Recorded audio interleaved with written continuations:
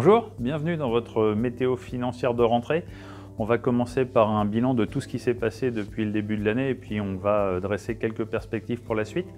Le bilan, vous le connaissez, forcément on a eu la crise du Covid, on a eu une remontée et puis ensuite on a eu un marché qui est resté très plat, très calme durant tout l'été et donc on a quelque part un dessin en forme de racine carrée qui s'est clairement mis en place sur les marchés. On a eu un été qui a été marqué également par une divergence de comportement des marchés dans leur ensemble qui sont restés globalement plats ou légèrement en baisse et puis le fameux secteur de la tech américaine qui lui s'est envolé et vous avez vu les parcours absolument incroyables de titres comme Tesla qui à fin août gagnait depuis le début de l'année pas loin de 500%.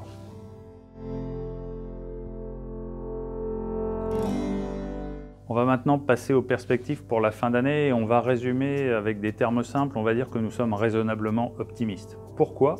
Parce qu'on a quand même pas mal de nouvelles à venir qui devraient aller dans le sens des marchés. On a une reprise économique qui se dessine, on a une amélioration des révisions de bénéfices des entreprises, on a des plans de relance qui sont mis en place par les différents États, on a toujours un soutien massif des banques centrales qui maintiennent les taux très bas et puis peut-être, si on devait avoir un espoir de plus, on pourrait peut-être avoir un vaccin sur le Covid. Alors tout ça nous rend raisonnablement optimistes. Pourquoi raisonnablement? Parce qu'on a dans un coin de notre tête l'idée que peut-être on est allé loin sur la valorisation du secteur de la tech aux États-Unis. Et c'est aussi la raison pour laquelle, vous allez le voir, on recommande maintenant de se tourner plutôt vers l'Europe qui a accumulé un retard très important sur les États-Unis.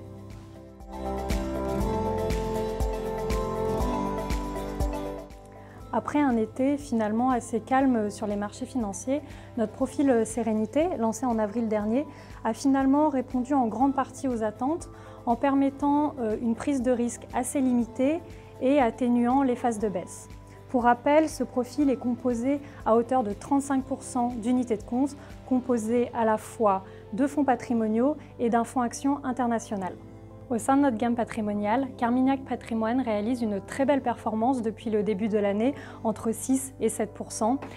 Il a montré une très forte résilience dans la phase de baisse des marchés financiers de début d'année, puis a montré un rebond spectaculaire depuis ses points les plus bas enregistrés au mois de mars. Le fonds profite pleinement de son exposition aux valeurs de la technologie américaine issues du secteur de la digitalisation ou encore du e-commerce.